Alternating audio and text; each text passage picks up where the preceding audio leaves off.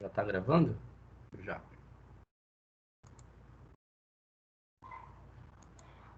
Olha, aqui eu coloquei método de Range-Kutta, mas eu vou mudar. E hoje a gente vai falar sobre a aplicação do método de Euler, tá? O que acontece é o seguinte, a gente já vai começar a unidade 3, tá? Que é aplicações do modelo de mecânica. Tá? Então aqui eu vou colocar segunda lei de Newton.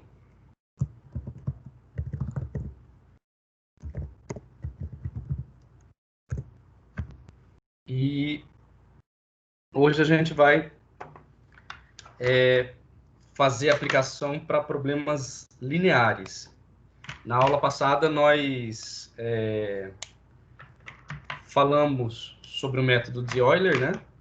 E na aula de hoje a gente vai fazer duas aplicações do método de Euler. Eu vou deixar uma atividade para vocês fazerem. E depois a gente fala sobre o método de Range-Kutta. Então, na aula de hoje,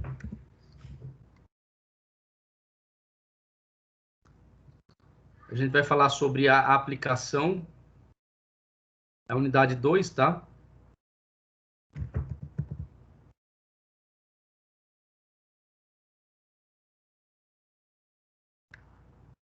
Então, nessa unidade 2, a gente vai falar sobre problemas relacionados com mecânica, como resolver problemas de mecânica usando computadores.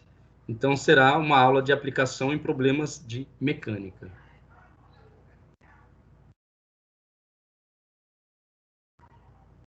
Então, basicamente, a gente já viu o método de integração, né? A gente já falou de integração numérica e já falou de diferenciação numérica. Basicamente, todos os problemas que estão relacionados com mecânica, eles recaem na solução de uma equação diferencial, né? Então, é muito importante a gente saber como é que se resolve numericamente uma equação diferencial. E a gente vai começar por modelos bem simples, tá? Como aplicação de leis de Newton. E aí a gente vai para problemas um pouco mais complexos, como, por exemplo, osciladores harmônicos, né? Os osciladores harmônicos, a gente pode começar resolvendo um problema simples de massa presa a uma mola, né? Oscilação de massa-mola, o problema de um pêndulo, né? E no pêndulo as coisas começam a ficar um pouco mais complicadas, porque o pêndulo ele pode fazer oscilações, né, com um ângulo muito grande, né? E aí você tem um pêndulo plano. Ou você pode complicar um pouco mais o problema e acoplar um pêndulo ao outro, né, e fazer oscilar, e isso pode levar a problemas de equações diferenciais não lineares, né? E as equações diferenciais não lineares, na maioria das vezes, elas não têm solução analítica, e o que a gente faz é recorrer a métodos numéricos. Então, os métodos numéricos que a gente vai ver na aula de hoje, e talvez até a próxima, né, ela vai servir para resolver problemas não lineares em mecânica.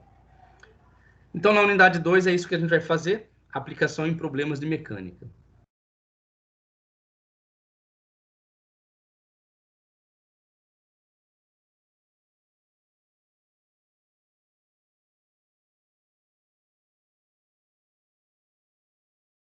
Muito bem, e a gente vai começar pela segunda lei de Newton.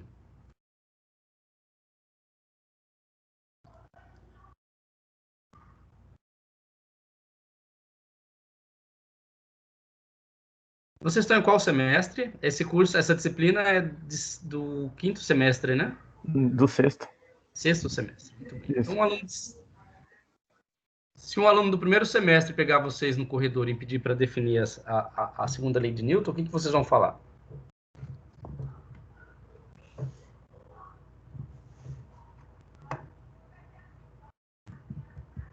Vocês estão aí? Isso aí é uma parte muito complexa. definir a segunda lei de Newton. O que vocês vão falar?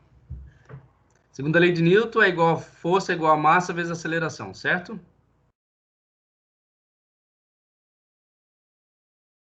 Isso? Isso. Isso é o que um aluno do ensino médio iria responder.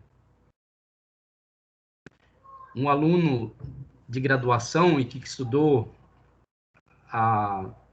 as leis de Newton usando o livro do Moisés, diria que a taxa de variação temporal do momento linear é igual à força resultante aplicada. Concorda comigo? Sim. Então, como é que transforma isso em linguagem matemática?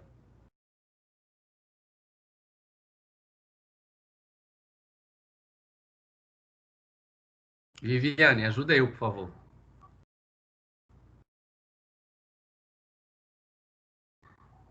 Não? Ó, tudo bem. Então, taxa de variação linear, né, variação temporal do momento linear, nada mais é do que a derivada do momento em relação ao tempo. E isso aqui é igual à força resultante aplicada. Né? Bom, isso aqui tem uma consequência muito grande, né? Porque se não houver força aplicada, não haverá variação do momento linear. Não havendo variação do momento linear, significa que o momento linear ou é constante ou é zero. Né? E o que é o momento linear? Massa vezes velocidade. Muito bem, obrigado. Massa vezes a velocidade. Onde massa, né, é uma propriedade intrínseca do corpo que está sujeito à força, e a velocidade mede a taxa de variação temporal, né, da posição do corpo em relação a um determinado referencial. Então, se o P é constante, significa que a velocidade é constante. Ou é constante ou é nula, né? E se for nula, significa que não há força aplicada. Não havendo força aplicada, o corpo está em repouso, né, em relação a esse referencial. E ele permanece em repouso até que uma força seja aplicada sobre ele novamente. Então, é isso que diz a segunda lei de Newton. A segunda lei de Newton, ela engloba a primeira lei? Sim ou não?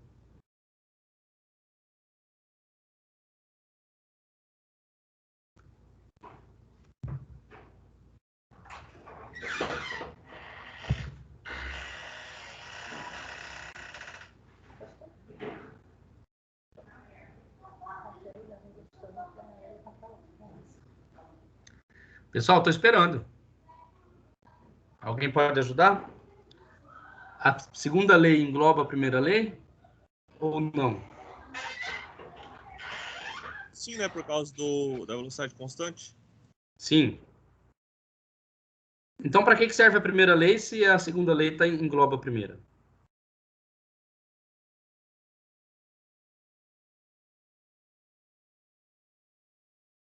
Porque é uma lei mais fundamental, que nem a lei zero da termodinâmica. Não. Tá bom, não sei. Se eu não me engano, a primeira lei define os referenciais inerciais. Muito bem. A primeira lei é muito importante porque ela define os referenciais inerciais no qual você observa este movimento aqui. Né? Então, esta é a importância da segunda lei. E a segunda lei, ela trata, né, com se a força impressa sobre um corpo for diferente de zero, ela mostra como que varia o momento linear da partícula. Então, o momento de uma partícula de massa m e velocidade v. Opa. Sendo velocidade uma grandeza vetorial. E aqui o F significa o quê? Isso aqui é mais simples, né? Força. Por que força resultante? Soma vetorial de todas as forças aplicadas sobre a partícula. Exatamente. ênfase em vetorial. Exatamente, força resultante. Ou posso falar de uma maneira melhor, é a resultantes, né? Resultante das forças que atuam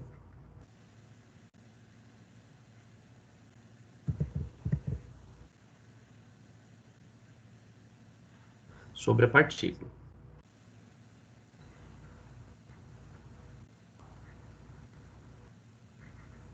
O que podemos dizer sobre a força resultante?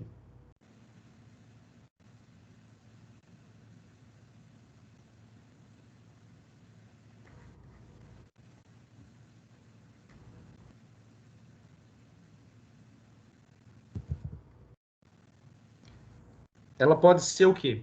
Constante.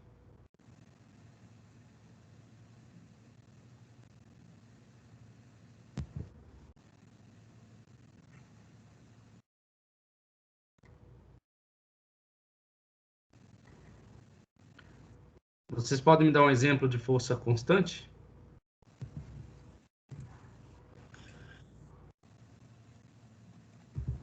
Uma força constante, pessoal. Vamos lá. Vou colocar um aqui, vocês colocam uns outros. Se vocês lembrarem. Peso. Peso. O que mais?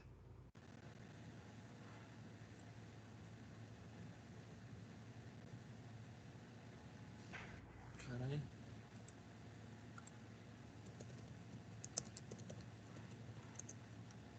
Atrito.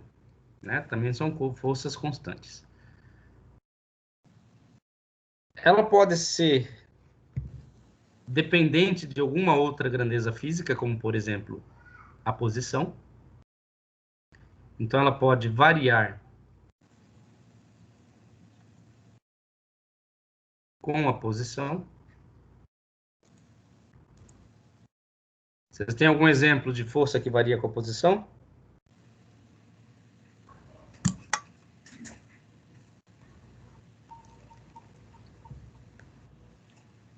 Exemplo, oscilador harmônico, né?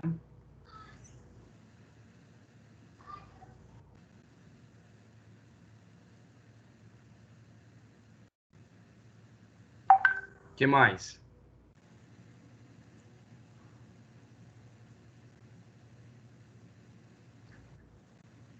Vocês podem me dizer mais um exemplo? A força eletrostática é gravitacional devido à dependência da distância. Muito bem.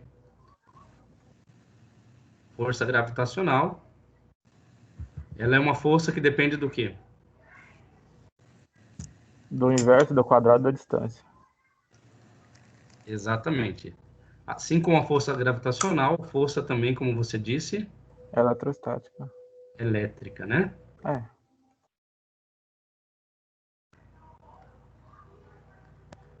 Também é uma força que depende do inverso do quadrado da distância. Existem outras, né? Forças, outros exemplos de situações em que a força pode variar com a posição, né? E pode também variar com a velocidade.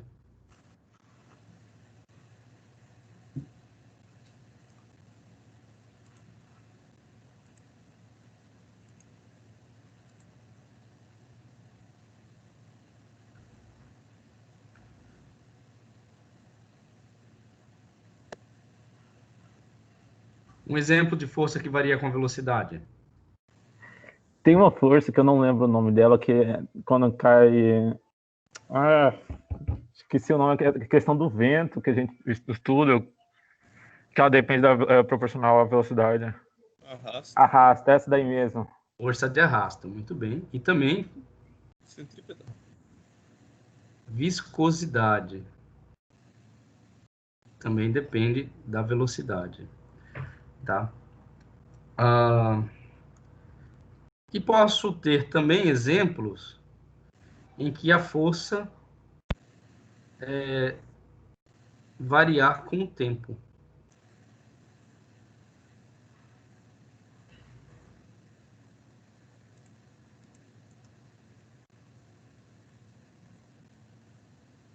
Então, a força ela pode ser dependente do tempo, né? Como, por exemplo, num oscilador harmônico simples, ela varia com a posição, né? A posição depende do tempo, depende. Existe algum oscilador em que ela possa variar com o tempo?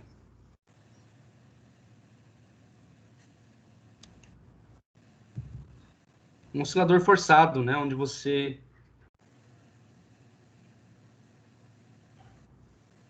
coloca uma máquina para atuar e desculpa, inserir energia no sistema. Oscilador forçado é um exemplo.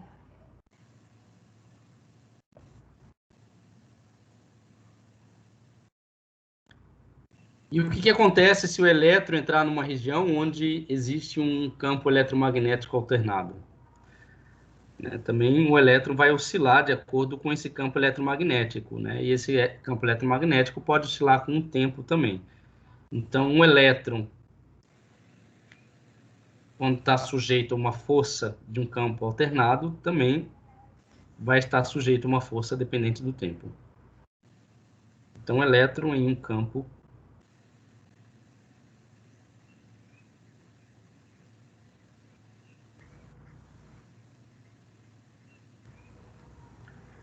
alternado. Bom, o que a gente vai fazer agora é trabalhar com forças constantes, tá? Dar exemplos de forças constantes e, mais para frente, uma força que depende da velocidade. E resolver numericamente esses sistemas.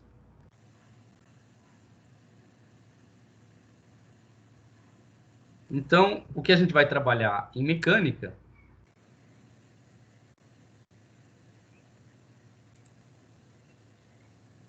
inicialmente vai ser força constante.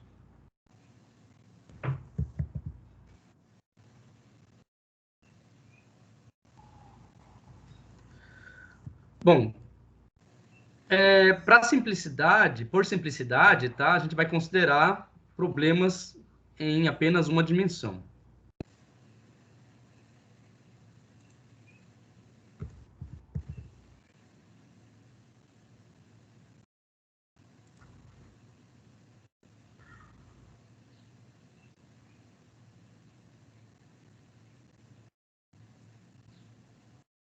Então, nesse caso, o que a gente tem? Que a força resultante que atua sobre a partícula,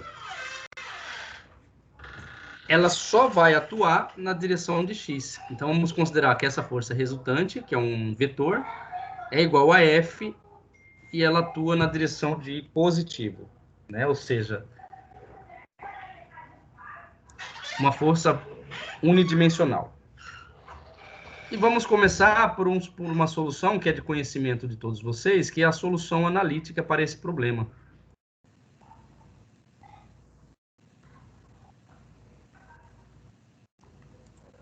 A gente, em física computacional, sempre tem que estar comparando os resultados que a gente obtém através do cálculo computacional com soluções mais exatas, ou seja, soluções, né, que vêm de dados experimentais, ou solução que vem de resultados analíticos.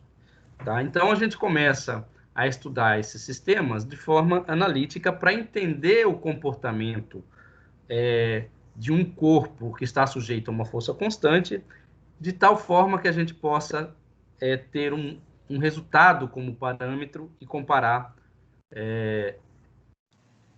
os cálculos numéricos. Então, a gente vai começar com uma solução analítica, né? E a solução analítica diz o quê? Se uma força está atuando sobre um corpo, né? E se essa força é constante, então a força vai ser igual, essa força resultante, né? Vai ser igual à taxa de variação temporal do momento linear, né? E se a gente considera que a massa do corpo não muda ao longo do movimento, né? Então, essa relação ao tempo vai atuar somente sobre a velocidade e essa equação vai nos dar que a força resultante é a massa vezes a derivada da velocidade em função do tempo, né? E a gente vai considerar que este produto é uma constante. E a solução, ela vem da integral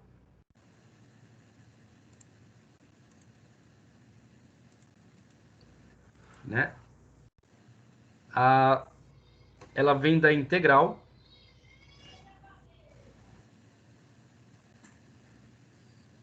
da velocidade no tempo zero até a velocidade no tempo t, de dv, né? E isso aqui vai ser igual, como f é constante, ela sai da integral, força dividido pela massa da integral do tempo zero ao tempo t dt. Então, como resultado, né, eu vou ter que a velocidade no tempo t menos a velocidade no tempo zero vai ser igual a força dividido pela massa multiplicado pelo tempo, né? O tempo de 0 a t, essa integral vai dar t.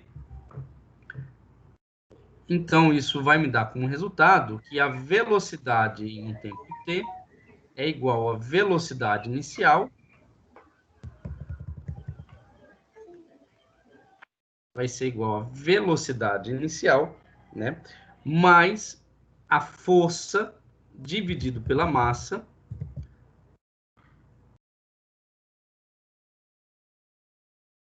multiplicado pelo tempo. Então, esta é a solução analítica que vai definir a função horária da velocidade de uma partícula quando esta está sujeito a uma força constante. Então, o que esse resultado mostra? Que a velocidade ela vai crescer de que forma? Linear.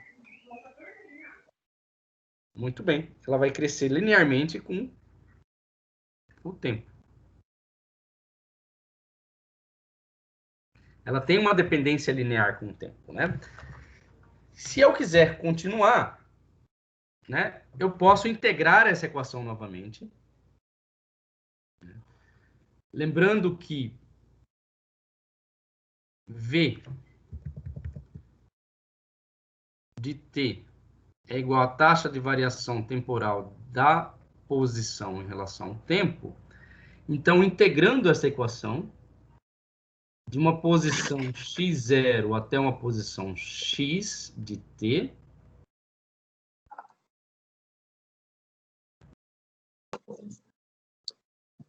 de dx, vai ser igual à integral de 0 a t de v0 mais a força dividido pela massa t dt. E o que me resulta vai ser que a posição, né, num tempo t é igual à posição inicial mais v0 t mais f sobre m, na verdade, 1 sobre 2, né? F, vou colocar assim, f sobre 2m t ao quadrado. Então, essa é a função horária da posição. Tá de posição? Né? Eu sento nela. Oi? Hã? Que forma Tá que é essa dependência?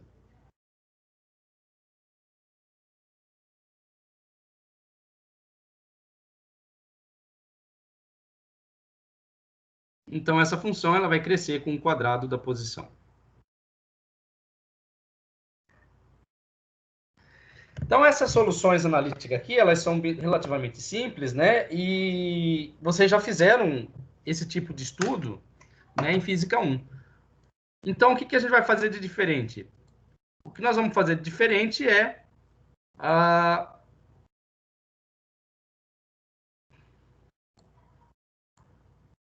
obter uma solução numérica para esse problema. Ou seja, nós vamos estudar problemas de física que estão relacionados com forças constantes, mas usando solução numérica, né? E a solução numérica que a gente vai fazer é baseada no método de Euler. Então, solução numérica. Alguma dúvida?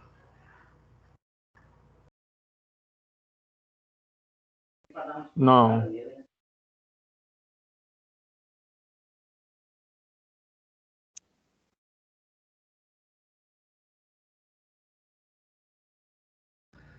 Bom, vocês lembram do método de Euler?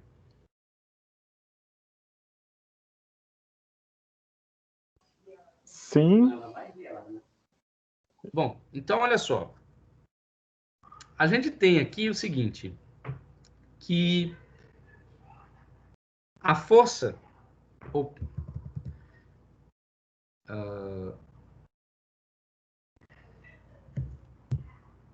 que mdv dt é igual à força resultante, né? Então, uma solução aproximada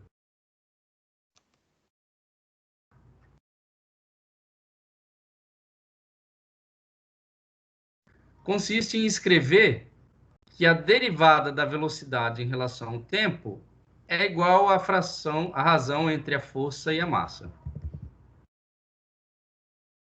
Essa grandeza física é conhecida de vocês, né? Ela é chamada de aceleração. Então, o que consiste o método de Euler? Vocês lembram?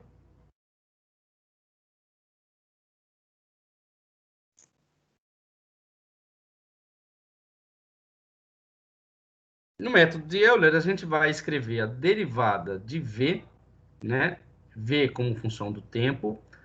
Então, a derivada de V em relação a t é aproximadamente, né? Lá da definição de derivada, é o limite, né, de V no tempo t mais ΔT, menos V no tempo t, dividido por ΔT. Se eu tirar o limite muito pequeno, isso aqui vai ser aproximadamente igual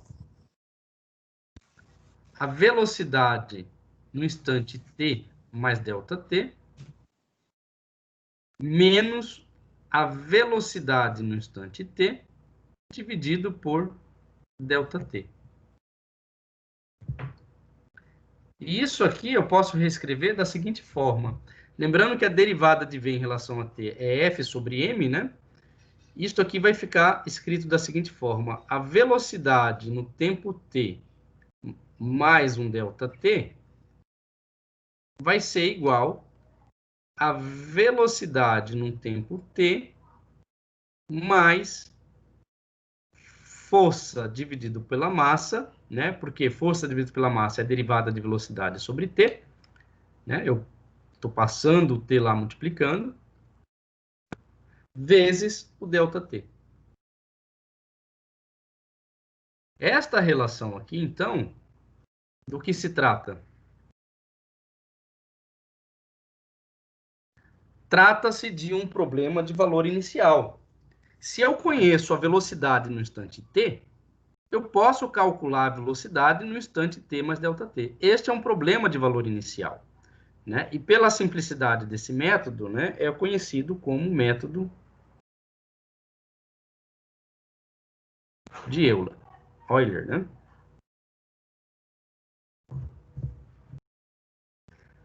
Muito bem. Então, a solução numérica se faz usando esse método de Euler. Mas de que forma? Usando também a discretização do tempo. O que é discretização no tempo? É a forma como a gente escreve o tempo, né, numericamente. Então, a gente vai usar o modelo de discretização de forma que o tempo, o enésimo tempo, né, do movimento, vai ser definido como sendo n menos 1 vezes o ΔT. Por que n menos 1? Porque a gente começa no tempo zero, tá? E t igual a zero. Muito bem. Então, a partir da discretização do tempo, à medida que o tempo vai evoluindo, para cada instante no tempo, eu calculo o valor da velocidade. E se eu sei o valor da velocidade em cada instante do tempo, eu também posso calcular o valor da posição em cada instante do tempo. Velocidade em t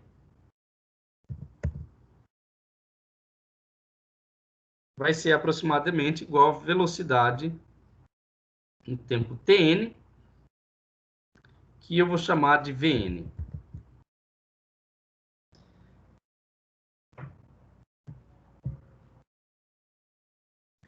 Isso aqui implica o seguinte, que tanto o tempo, né, quanto a velocidade são informados em intervalos discretos.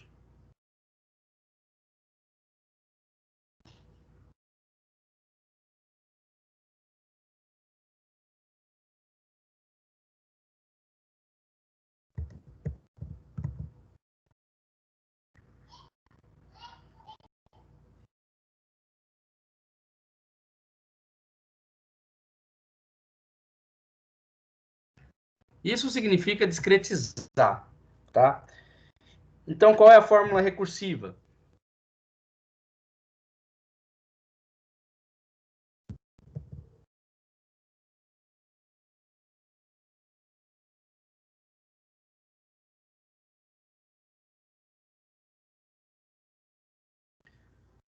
Então, o que eu quero calcular é a velocidade, né, no tempo tn mais 1,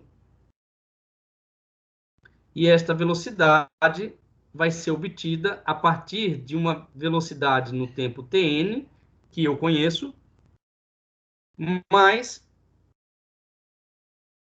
a força dividido pela massa multiplicado pelo ΔT.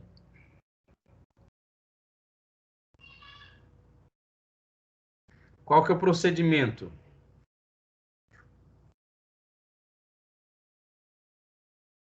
Primeiro, a gente começa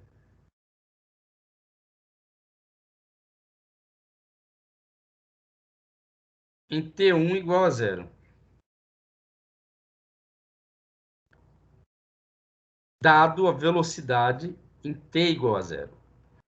Então, eu vou começar com o tempo inicial como sendo zero, e neste instante, eu tenho que saber qual é a velocidade. Né? Se a gente começa nesse instante sabendo-se o valor da velocidade, podemos calcular. O que a gente pode calcular? O V no tempo Posterior. T2. Oi? No tempo posterior. Exatamente. Com a velocidade no tempo T2, o que a gente faz?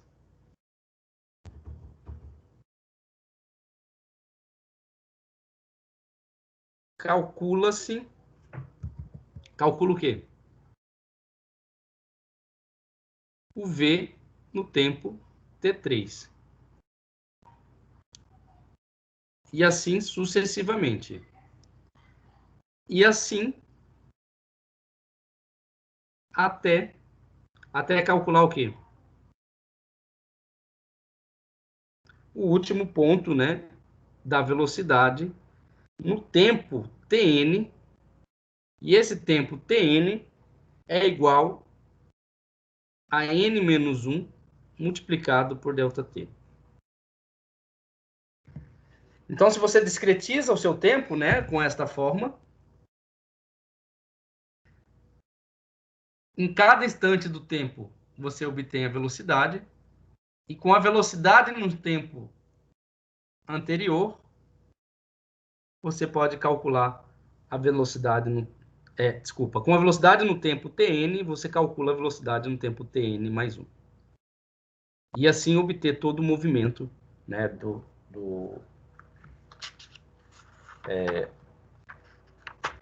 uma partícula que está sujeito, né, a uma força constante. Alguma dúvida? Não. Até então, Bom, não. então, vocês vão montar um scriptzinho usando o método de Euler, tá? Para resolver um problema dessa natureza. Mais para frente lá eu vou mostrar o exemplo. Só que antes disso, né, vamos falar de um outro exemplo da mecânica,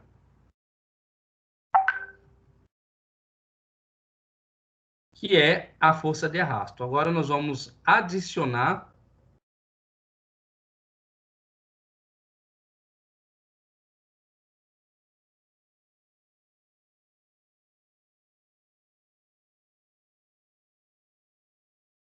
a força de arrasto. Como eu disse, a força de arrasto é uma força que depende da velocidade com que o corpo ele se propaga em um determinado fluido. Né? Quanto mais aumenta a velocidade do corpo, maior é a força de arrasto. Um exemplo é um corpo caindo em queda livre. A gente sabe que a força gravitacional, né,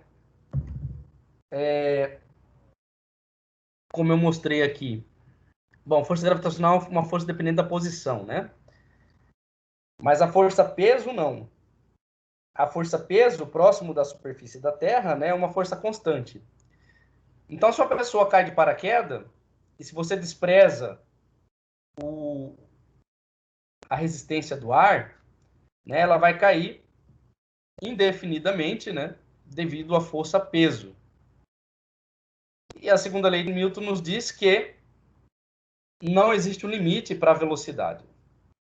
Né? Se ela cai em uma câmera, né, sem atrito ou sem força dissipativa. Mas se ela cai, né, sobre a influência do ar, né, uma pessoa que cai de um avião, ela vai estar sujeito sobre o corpo da pessoa a força-peso e também a força de arrasto, que à medida que a pessoa vai caindo, essa força de arrasto vai aumentando. Né? Por quê? Porque ela depende da velocidade. À medida que a pessoa vai caindo, a velocidade vai aumentando, a força de arrasto vai aumentando. Só que essa força de arrasto, ela não aumenta indefinidamente. Ela vai aumentar até que ela se iguale à força-peso. Né? E nesse momento, a força resultante passa a ser nula e o corpo começa a cair com velocidade constante. Né? Então, é isso que a gente viu lá em mecânica. Vocês devem ter resolvido isso em mecânica clássica também, né? É agora que vocês falam assim, professor? Sim, professor. Ah, obrigado. Só para saber se vocês estão aí.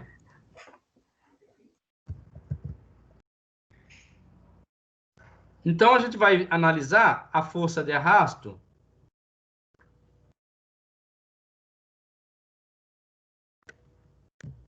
de um objeto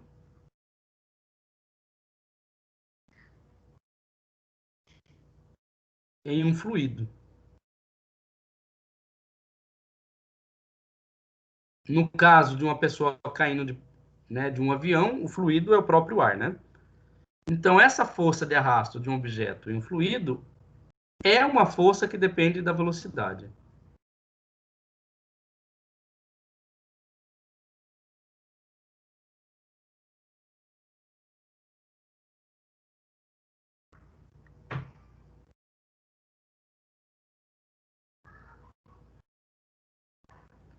Certo?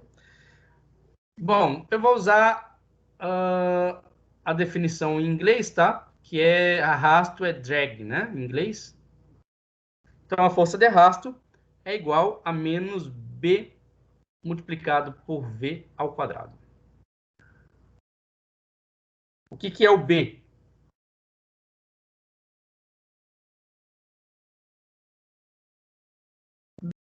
constante que faz com que essa equação, né, uma constante de proporcionalidade, né, que faz com que esse termo aqui seja descrito em termos de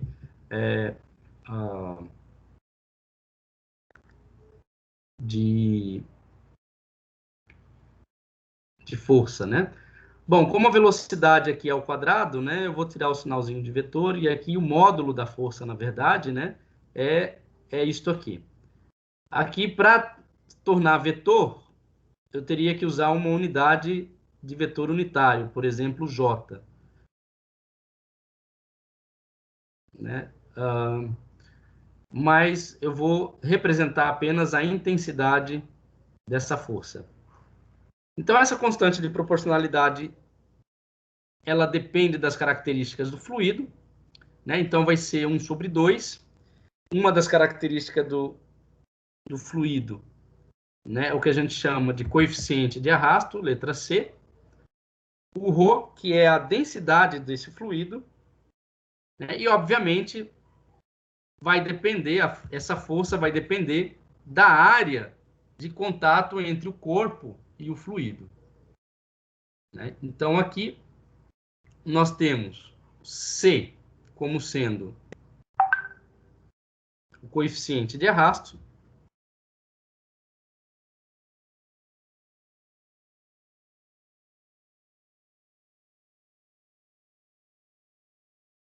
o ρ como sendo a densidade do fluido,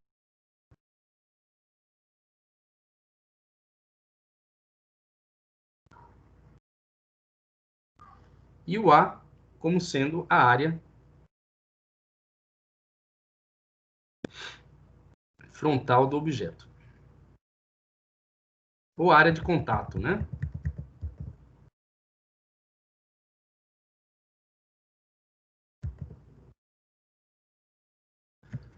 Área de contato? Não necessariamente, né? Porque o objeto ele pode estar imerso no fluido e toda a área do objeto pode estar imerso. Só que, dependendo do movimento deles, o que vai contar é só a área frontal. Né? Então, vou tirar contato, que é a área frontal, que depende aí do sentido, né, do movimento do objeto.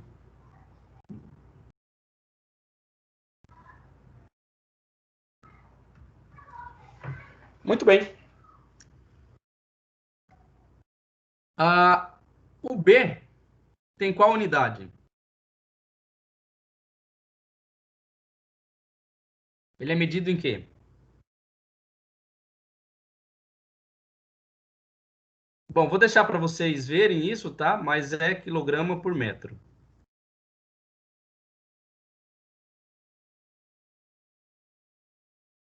Eu quero que vocês mostrem isso aqui, tá? Muito bem, então, como é que é a solução para um problema envolvendo força de arrasto? Um problema envolvendo força de arrasto,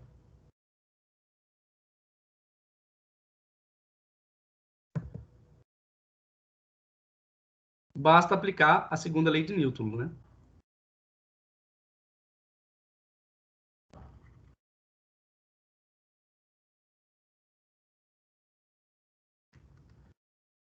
Então, aplicando a segunda lei de Newton,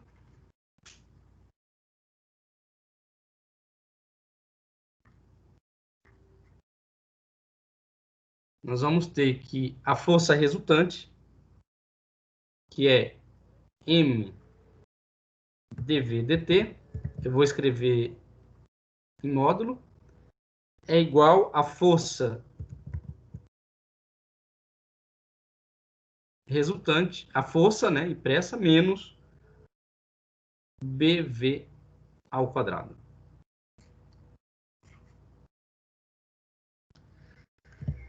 Muito bem. Vamos usar o método de Euler, né? Solução numérica.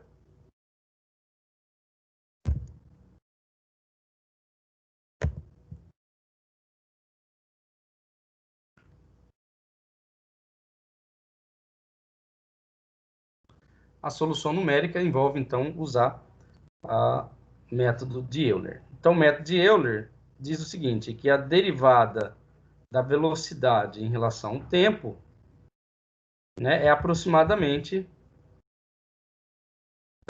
a velocidade no tempo t mais ΔT, menos a velocidade no tempo t, dividido por ΔT. Isso aqui pode ser reescrito da seguinte forma. Vou colocar aqui. Que velocidade no tempo t mais ΔT, né, que é esse termo aqui, passo esse termo lá multiplicando, depois isso aqui trocando o sinal, vai ficar v no tempo t mais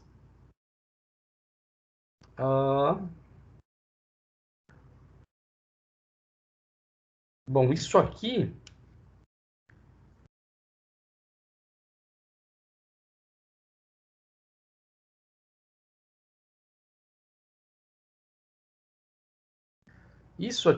igual a f menos bv ao quadrado, né? Então, eu vou ter sobre m, né? Tudo isso aqui sobre m, isso sobre m. Por que sobre m? Porque dv dt, né? M dv dt é igual a esse termo aqui. Então, passo m dividindo, então dv dt vai ser f sobre m menos b sobre m, v ao quadrado. Tá? Se eu quero saber qual é a velocidade no instante t mais ΔT, então essa velocidade vai ser a velocidade no instante t mais f sobre m menos b sobre m vezes v no tempo t ao quadrado vezes ΔT. Então, aqui caracteriza o método de Euler.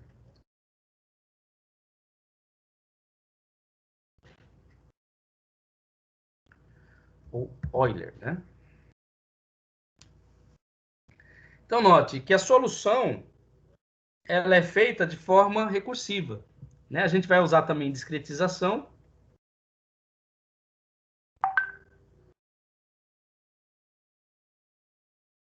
Então, a discretização vai envolver a discretização no nosso domínio, né, que é o tempo. Né? Então, tempo, num tempo n, vai ser igual a n menos 1 vezes ΔT. E a velocidade, num instante t, vai ser aproximadamente, né, a velocidade no instante tn. É o que a gente vai usar aqui, ó. Certo? Então, se eu quero calcular a velocidade no tempo t, n mais 1, né, vou precisar da velocidade no tempo n. Então, usando essa forma recursiva aqui, eu posso escrever que v em tn mais 1 é igual a v de tn mais... desculpa, vou escrever em outra folha, tá? Para não ficar muito apertado aqui.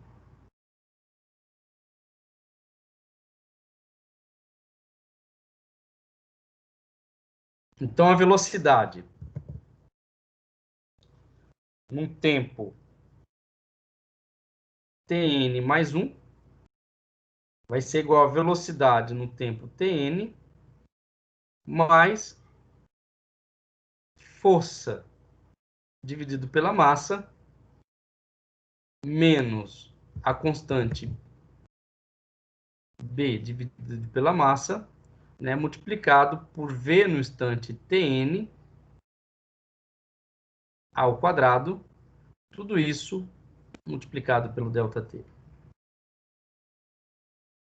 Então, esta equação aqui, ela vai ser resolvida de forma recursiva. Como assim de forma recursiva? Eu começo no tempo 0 e calculo n igual a 0, né? Eu começo no n igual a 0. Então, eu vou ter T0 aqui e vou calcular o V de T1. Encontrando o V de T1, né? Aí eu uso o V de T1 aqui e calculo o V de T2. Encontrando o V de T2, eu uso o V de T2 aqui e calculo o V de T3. E assim sucessivamente até calcular o V de T igual a n-1 vezes ΔT. Então, como eu disse,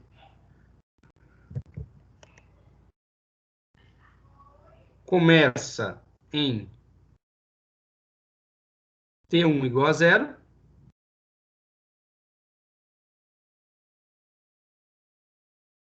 Nesse instante, eu tenho que saber o valor da velocidade no tempo 0. E aí podemos calcular a velocidade no tempo 2.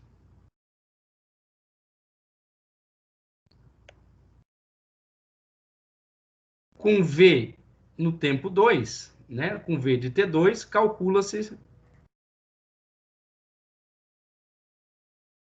V no tempo 3.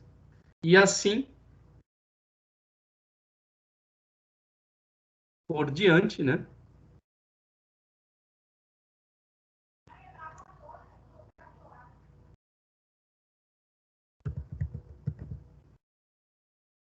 Até calcular a velocidade no tempo Tn, né? Igual a n-1 vezes ΔT. Entenderam, pessoal? Alguma dúvida? Não. Muito bem, então eu vou deixar aí para vocês 2 exemplos, né? Então, o primeiro exemplo aqui, usando força constante.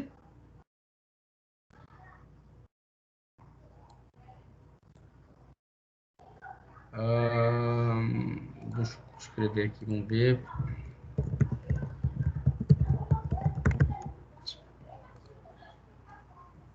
Força constante.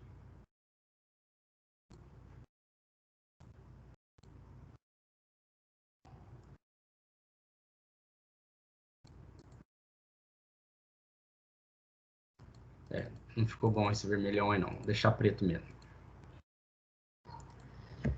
E um outro exemplo usando força de arrasto.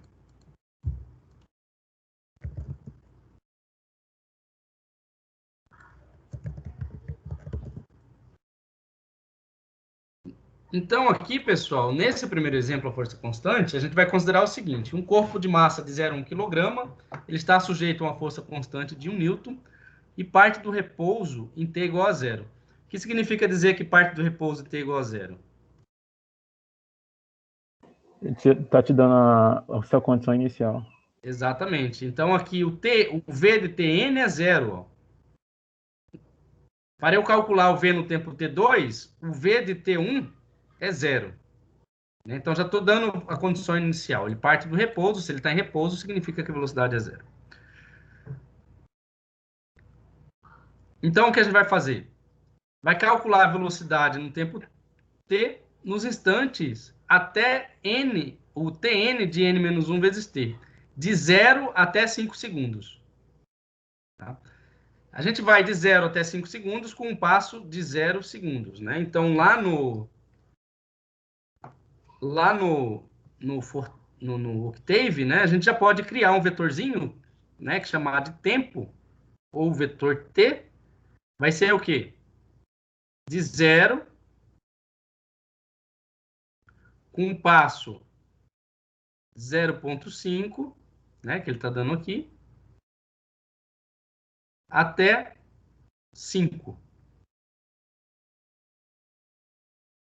né? Então, essa linha aqui já vai criar um vetor, né, contendo todos o domínio do tempo. E aí a gente vai usar a fórmula iterativa de Euler, do método de Euler, né, para calcular as velocidades no tempo seguinte. Então, o que eu vou fazer? Bom, esse vetor aqui vai me dar como resultado os valores 0, 0,5, 1, 1,5, 2, 2,5, 3, 3,5, 4, 4,5 e 5, né? Então, o vetor T vai ter esses elementos. Quantas casas? 1, 2, 3, 4, 5, 6, 7, 8, 9, 10, 11 elementos, né? Muito bem. Então, para eu calcular o V de Tn mais 1, né? O V de 1, por exemplo, o V de T1 vai ser igual o V. Vamos colocar V de T2, tá? Vai ser igual o V de T1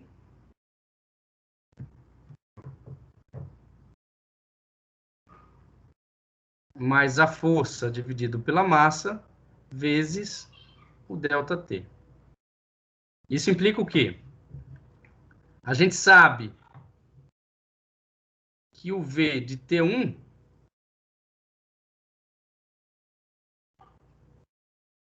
T1 é a primeira posição desse vetor, e ele tem o valor 0, né? E V de T1 igual a 0 vai ser o quê? Parte do repouso, então é 0. Né? Então, vai ser V de T1 mais força dividido pela massa vezes ΔT. Isso aqui, então, vai ser 0 mais a força é 1 newton, dividido pela massa, 0,1 kg, vezes o intervalo de tempo, que é 0,5. Então, isso aqui vai dar quantos? 0,05, né?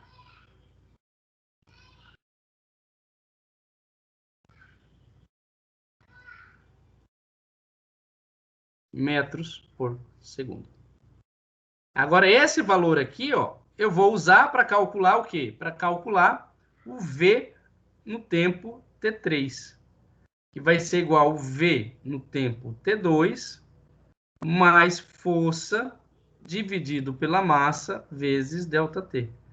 Então, o V no tempo T3 vai ser o V no tempo T2, que eu já calculei, 0,05, mais 1 dividido por 0,1 vezes 0,5. E assim sucessivamente. Entenderam, pessoal? Eu calculo T3, volto para calcular T4 até Tn menos 1. Até obter o último valor no tempo igual a 5 segundos.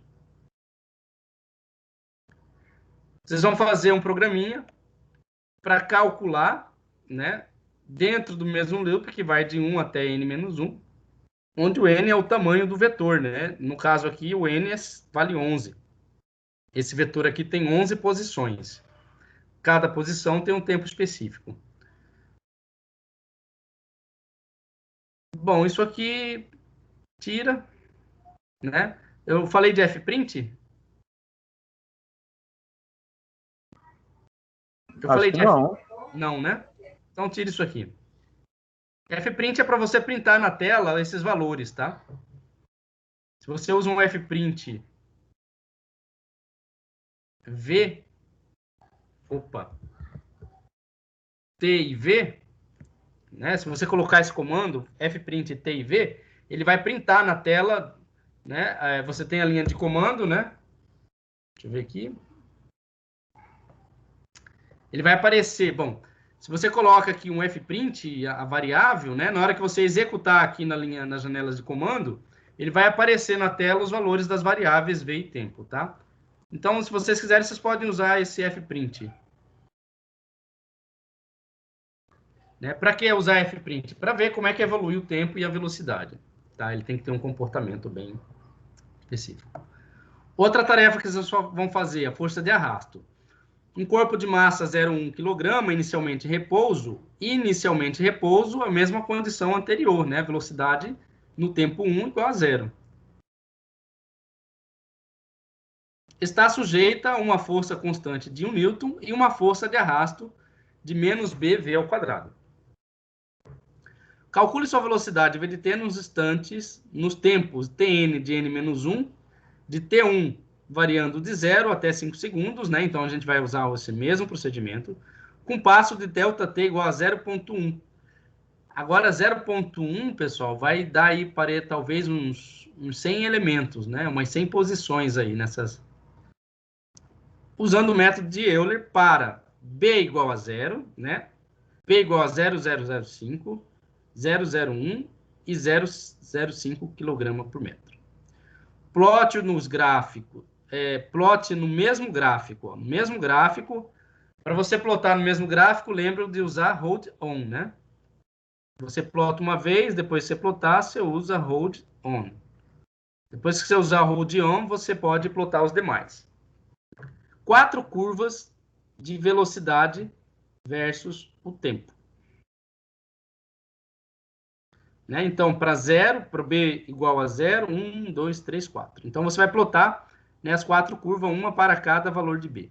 Qual é a velocidade terminal em cada caso? Tem como responder qual é a velocidade terminal? Vocês vão analisar para saber dos gráficos. Então, uma dica que eu vou te dar, definir um vetor, né? B, que vai dar os valores 0,1, 0,5, né? Esses valores aqui. E faço um loop, né? De B variando de BVEC, né, até isso aqui. Ou seja,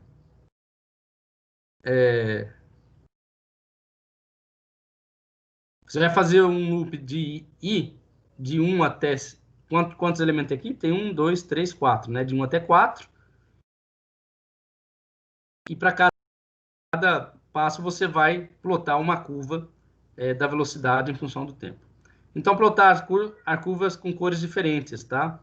Usar color, hand, 3, né, dentro do plot, tá? O color a gente sabe como é que é. Vocês colocam K, B, G de green, B, blue, R, red, C de cyan, tá? Coloca cores diferentes. Hand é randômico, tá? De 1 a 3, você vai usar cores randômicas aí. Entenderam? Sim, Conseguem fazer agora? acho que sim. Vamos dar um tempo aí. 20 minutos para vocês fazerem. Quantas horas? Tá. 2h50. Então eu volto em 20 minutos. Aí, falar agora sobre o método de Range-Kutta, rapidamente. E na aula que vem a gente resolve o problema do oscilador harmônico. Sobre o problema do oscilador harmônico e pêndulo simples. Vocês mandam para mim os scripts que vocês fizeram e eu vou corrigindo e mando para vocês de volta, tudo bem? Vamos fazer assim? Beleza. Beleza? Então vamos continuar aqui. Opa, qual que é aqui? Muito bem. Então, retornando, tá? Agora, o assunto vai ser o método de Range-Kutta, tá? Tudo bem.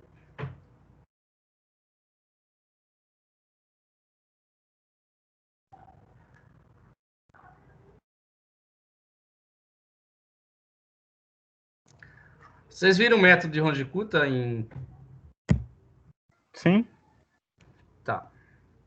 Isso facilita bastante, né? Mas não aplicaram o método de Range-Kutta computacionalmente, né? Não, só no papel.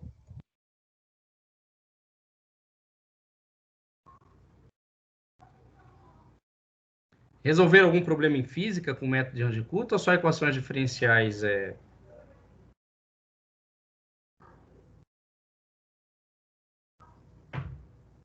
Não, acho que eu nunca fiz.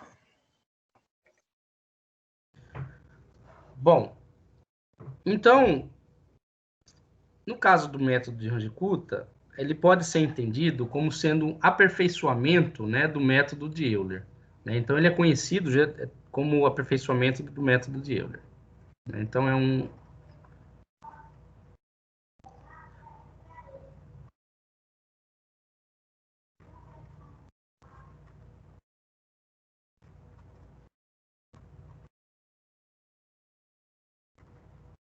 Bom, para lembrar, né, do método de Euler, vamos ver se eu tenho aqui o gráfico.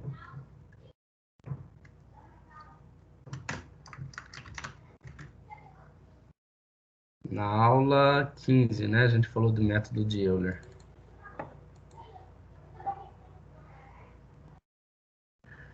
Bom, o método de Euler é um problema de valor inicial, né, para resolver equação diferencial de primeira ordem ou de ordem superior, né, desde que você conheça a condição inicial do sistema, e aí você evolui o seu domínio, e para cada ponto do seu domínio você vai calculando o valor da função. Ele considera um ponto conhecido, né, e aí você vai evoluir a sua função, né, no intervalo de xn até xn mais 1. O que muda no método de Range-Kutta? No método de Range-Kutta, consiste em você considerar um ponto a mais entre o intervalo de xn e xn mais 1. Né? Então, você considera um ponto a mais em xn mais meio. Né? E isso é um aprimoramento deste método de Euler. Tá?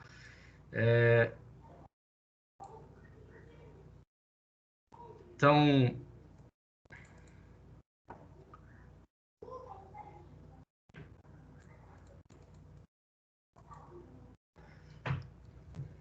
o método de Range-Kutta ele vai avaliar, ele avalia a função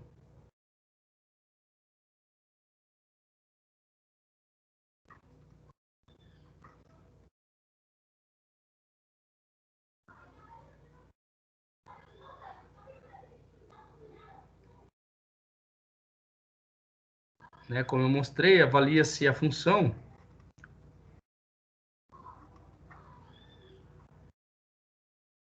em mais pontos do intervalo que compreende a xn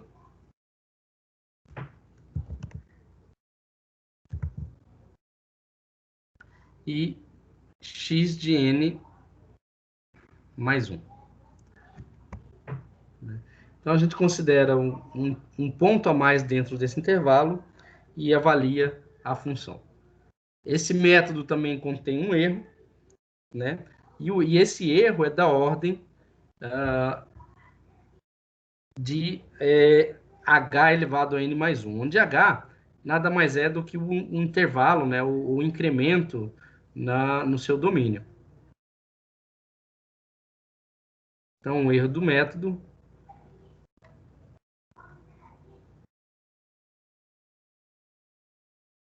é da ordem h elevado a n mais 1.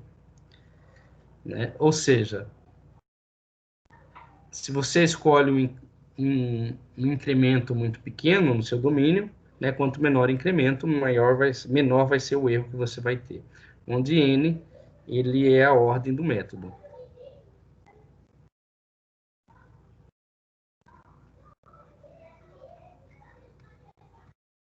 Então, vocês devem lembrar que tem Range-Kutta de segunda ordem, de quarta ordem e de ordens superiores, né?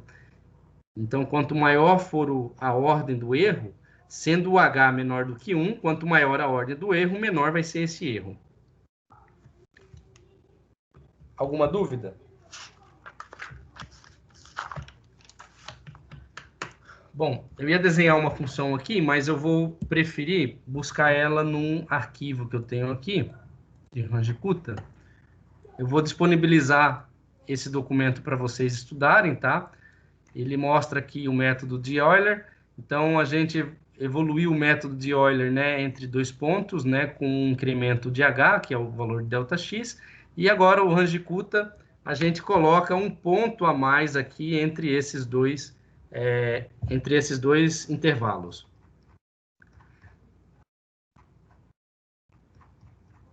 Bom, então o que eu quero é essa função aqui. Como eu disse, você tem um intervalo xn mais 1, e você acrescenta um ponto a mais e vai avaliar a função nesse ponto. O interesse que a gente tem é calcular uma equação diferencial, né? A solução de uma equação diferencial de primeira ordem e evoluir, né, para obter a função nos pontos. Então, se você tem no ponto xn, a derivada do ponto vai ser dada pela reta tangente a esse ponto, né? E você vai calcular, né, o ponto seguinte, né? Então, o ponto seguinte seria esse ponto aqui, né? E quando você aplica o método de Euler, né, usando esses dois pontos, você tem um erro que é dessa ordem de grandeza aqui, né? Esse erro está relacionado com o valor da função, né, e o valor que a reta tangente dá para o ponto, né? Então, a reta tangente, né, da derivada nesse ponto vai dar aqui, né? E o erro, então, é a diferença entre o valor que a sua derivada dá no ponto, usando o método numérico, e o valor da função, né, que vai estar lá em cima. Então, em algumas funções, geralmente em funções que oscilam, né, o método de Euler dá um problema, um erro muito grande, né, e vocês vão ver isso nos exercícios que eu passei para vocês, né. Vocês vão notar o problema do método de Euler, que ele não serve para funções que oscilam, né? E aí o que a gente faz? A gente coloca um ponto a mais, né? Aumenta a ordem, faz um melhoramento, um aprimoramento nesse método de Euler, incrementando um ponto a mais, de tal forma que agora a derivada nesse ponto vai dar uma solução lá em cima e diminui o método aqui, diminui o erro, né? Quando a gente se aplica esse melhoramento, um aprimoramento do método de Euler. Eu vou pegar essa figura e colocar lá.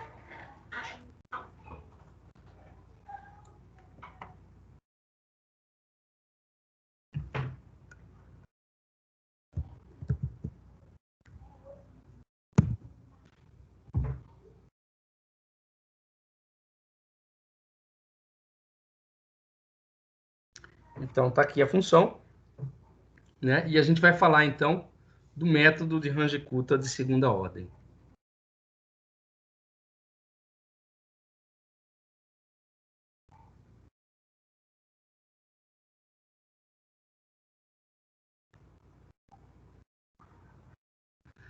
O método de Ranjikuta de segunda ordem é, né, quando a gente leva em consideração um ponto aqui, né, a mais entre o intervalo xn e xn mais 1. Né? Então,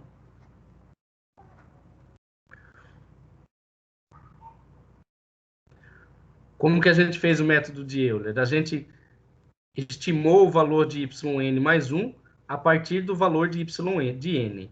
Né? No método de Ranjikuta de segunda ordem, a gente vai colocar aqui entre y de n mais 1 e y de n um ponto que corresponde ao incremento de xn mais h sobre 2, onde h aqui, na verdade, né, é o intervalo entre esses dois pontos do meu domínio.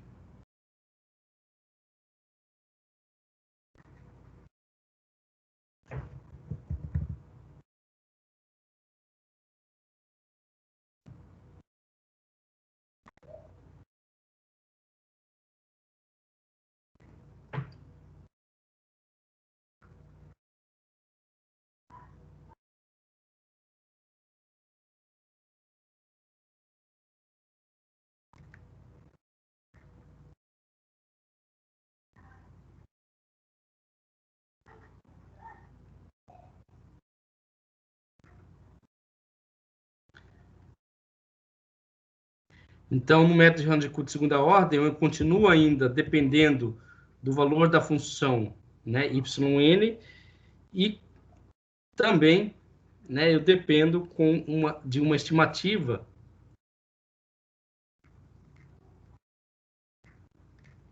e essa estimativa é a derivada num ponto mais próximo de xn mais 1, né?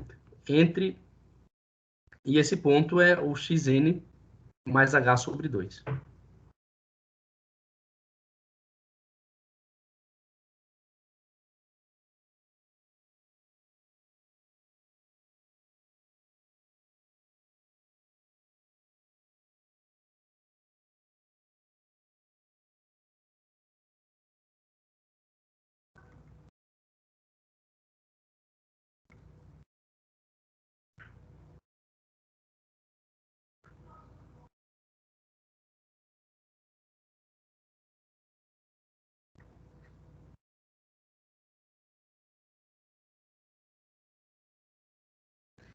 Então, a função no ponto y de n mais 1,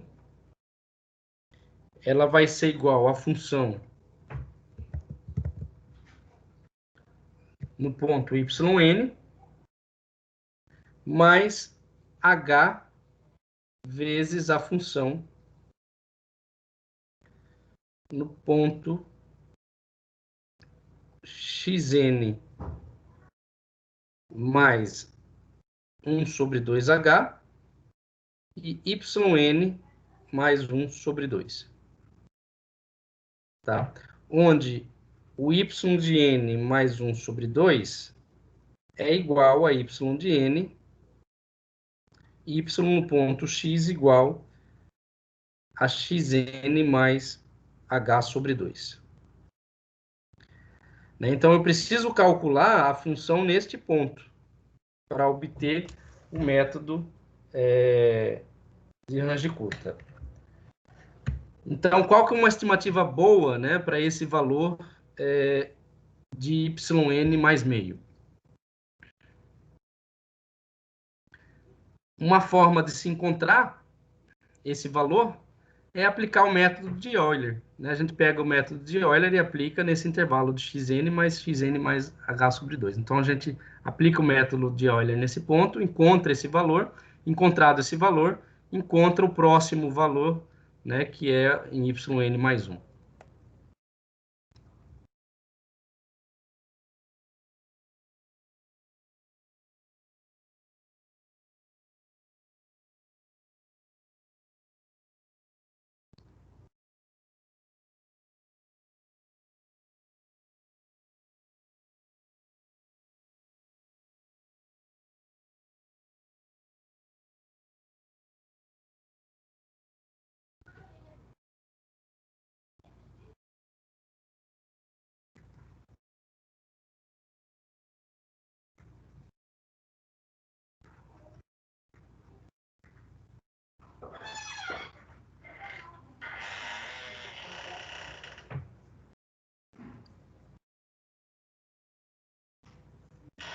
Então, eu tenho y de n mais meio, usando o método de Euler, vai ser o valor no ponto anterior, yn, mais h sobre 2, né? Porque h agora eu vou calcular o valor de y nesse ponto, usando o que eu conheço deste ponto, e o incremento, né, deste para este agora é h sobre 2. Por isso, usando o método de Euler, eu tenho que multiplicar h sobre 2 pela função, né, em qual ponto?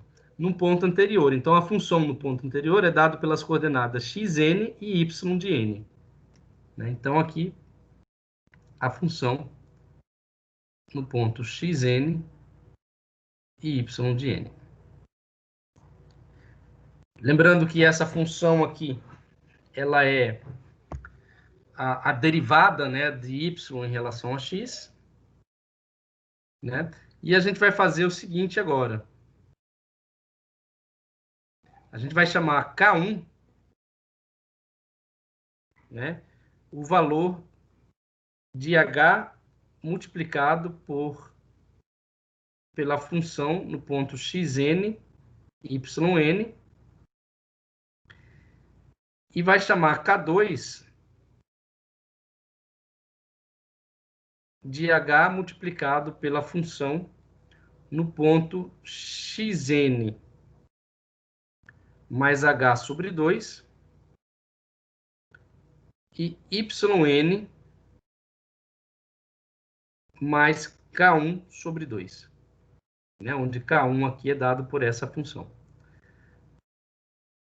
Né? Então, K1 sobre 2, né, o que eu estou avaliando, então, é, na verdade, esse termo aqui. De tal forma que a gente vai ter o seguinte, que a função no ponto y de n mais 1 vai ser a função no ponto n mais o valor de K2 calculado.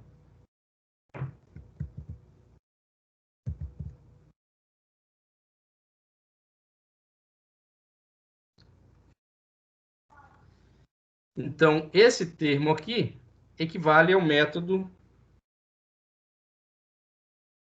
de Range-Kutta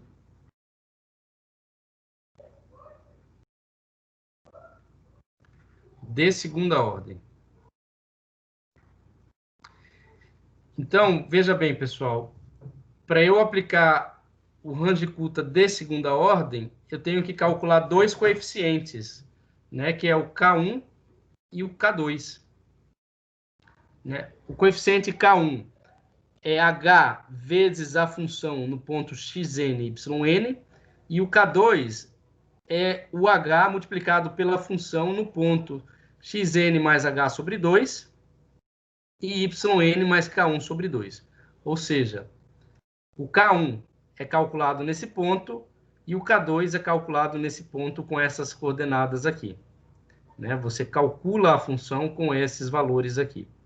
Né? Y de n mais meio e x de n mais h sobre 2. Tá? Então, calculados os coeficientes K1 e K2, a gente volta e calcula a função no ponto y de n mais 1. E isso ele é resolvido de forma recursiva. Né? Num próximo passo, você calcula, né, você chama o y de n mais 1 de y de n e vai calcular o y de n mais 2 e assim sucessivamente. Muito bem, esse é o método de Range-Kutta de segunda ordem, né? E também a gente pode extrapolar esse método por uma ordem superior.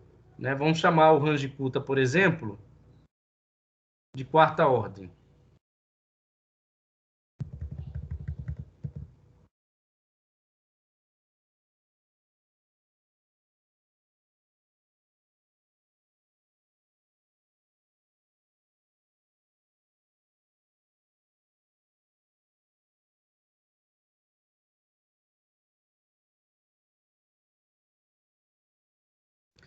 Então, o método de Range-Kutta de quarta ordem, o que vai mudar? Olha só, se no de segunda ordem você calcula dois coeficientes, o de quarta ordem, nós teremos que calcular 4 coeficientes. Né? Então, a gente vai ter que calcular o K1, que continua sendo H multiplicado pela função no ponto xn e yn, ou seja, continua sendo um problema de valor inicial, porque você tem que conhecer o valor da função num ponto inicial, né? E com esse valor da função eu calculo o coeficiente K1. E com o coeficiente K1, eu calculo o coeficiente K2, que é o H multiplicado pela função no ponto xn mais H sobre 2 e yn mais K1 sobre 2. Calculando o ponto K2, eu calculo o ponto K3. O ponto K3 é H multiplicado pela função no ponto xn mais H sobre 2 e o ponto yn mais K2 sobre 2.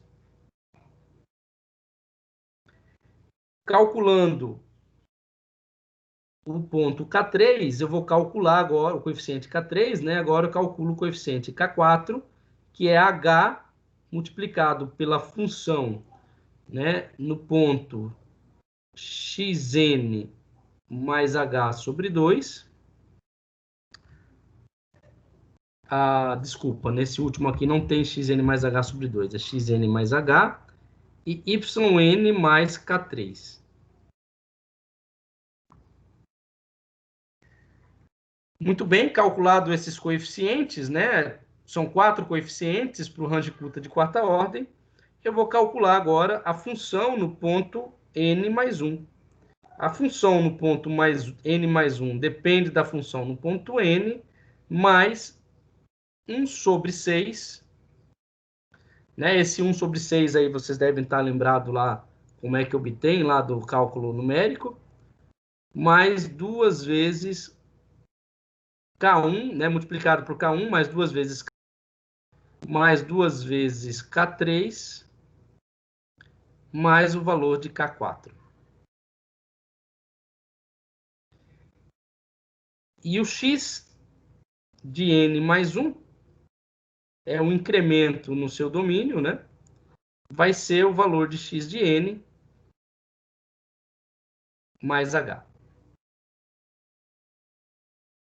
Ok? Vou deixar mais um exercício para vocês fazerem. Como exemplo. Bom, vocês vão aplicar o Range-Kutta de segunda ordem e de quarta ordem, né, para calcular o mesmo problema que eu passei para o método de Euler.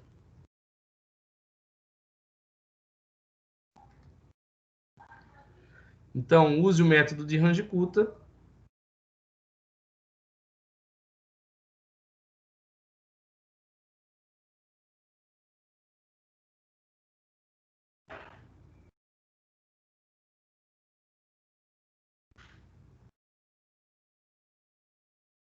De segunda e quarta ordem.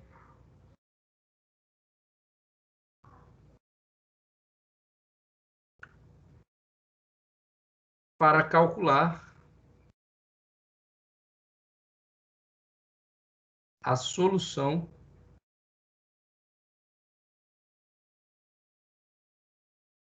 numérica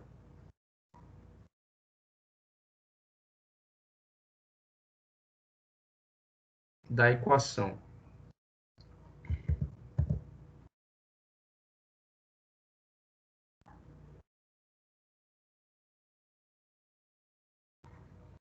bom, só para vocês relembrarem o método, tá? Vamos fazer uma equação bem simples, né? Que é a mesma equação que eu usei lá para o método de Euler, que é a derivada de y em relação a x igual a 1 menos x mais 4y, no intervalo de 0 a 2. Tá? Com o mesmo condição inicial. O valor de y para x igual a 0 vai ser igual a 1. Tá? Então, vocês vão fazer essa atividade. E aí, na próxima aula, vocês vão me mostrar... Na próxima aula, vocês vão me mostrar esses 3 exemplos que eu deixei na aula de hoje. Tá? Como é que resolve isso aqui, usando o método de Range-Kutta de segunda ordem e quarta ordem. E também esses 2 problemas aqui da força constante e força de arrasto. Eu gostaria que vocês fizessem e fossem comentando lá no grupo do WhatsApp, né? Se conseguiram fazer, ou se estão com dúvida, ou se precisam de ajuda. Tudo bem? Com isso, minha aula termina aqui. Eu já vou aproveitar para deixar ela lá no...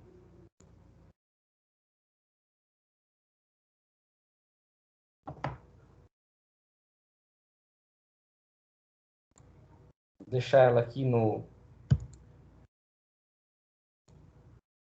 ambiente.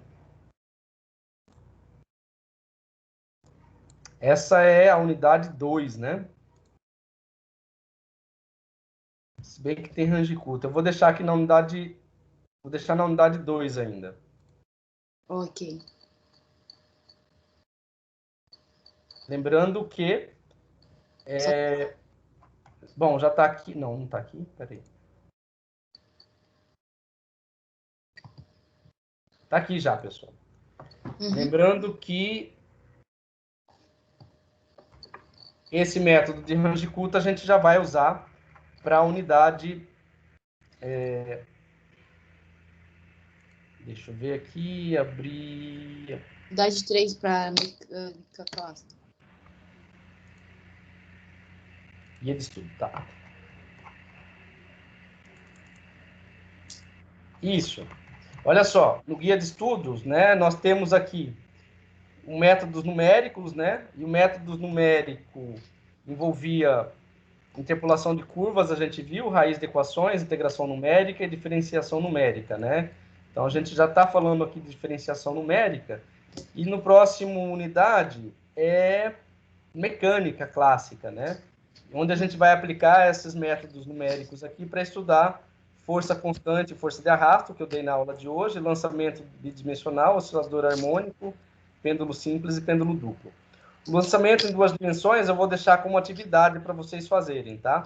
Na próxima aula a gente vai falar sobre oscilador e pêndulo simples, tá? E na aula de pêndulo duplo e caos, quem vai dar vai ser o nosso colega, aluno da pós-graduação, Giovanni. Tá? Ele vai falar sobre o método, ele fez um trabalho muito bacana de pêndulo duplo, usando lagrangianas, tá? E ele vai falar sobre pêndulo duplo e caos. Possivelmente, essa aula do Giovanni vai ocorrer na outra segunda-feira, tá? Porque segunda-feira que vem é feriado, a gente não vai ter aula. Quarta-feira, né? Então, eu vou falar de oscilador harmônico e pêndulo simples. E finaliza na quarta-feira o pêndulo duplo e caos, tá? E aí a gente vai aí correr um pouco contra o tempo para falar sobre ondas e equação de Schrödinger e termina o curso. Ok. Dúvidas? A aula de hoje foi difícil? Não. Só eu tenho que estudar as outras aulas. Ótimo. Todas as aulas estão lá no ambiente AVA, tá? Sim. Até a aula 10 que estava faltando. A última aula que eu dei na quarta-feira já está lá. E até o final do dia de hoje, essa aula também vai estar lá. Sim. Pessoal, bom final de semana, bom feriado, curtam feriado e façam essas atividades que eu postei, tá? Qualquer dúvida, a gente está no chat. E sexta-feira desta semana, sexta-feira agora, um aluno júnior vai falar sobre o buraco negro que foi fotografado ano passado, né? É o M87. Então, espero que vocês possam assistir esse seminário. Até breve. Tchau. Tchau. Para a gravação, professor.